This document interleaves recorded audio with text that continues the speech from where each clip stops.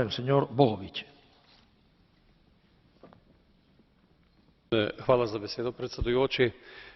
Govorimo o zelo perečem vprašanju, ker smo slišali, da se na eni strani pri samem pridobivanju rude izkoriščajo ljudje, ženske, mladi, na drugi strani ogromno dobičkov iz te trgovine, iz pravzaprav edinega resursa, ki ga ima Afrika, zaide tudi v roke kriminalnim terorističnim organizacijam.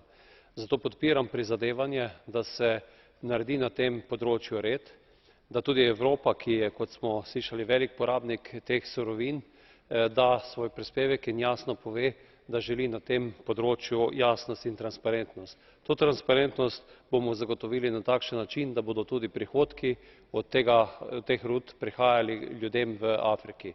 Včeraj smo govorili o razvojni pomoči Afriki in mislim, da če danes in jutri pri glasovanju uredimo to področje trgovine s surovinami, naredimo velik korak tudi v razvojni pomoči tistim, ki so razvojne pomoči najbolj potrebni.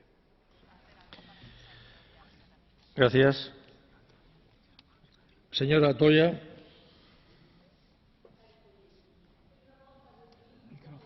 Micro, please. Colleghi, per una volta noi qui abbiamo l'occasione di cambiare qualcosa di quel mondo ingiusto contro il quale abbiamo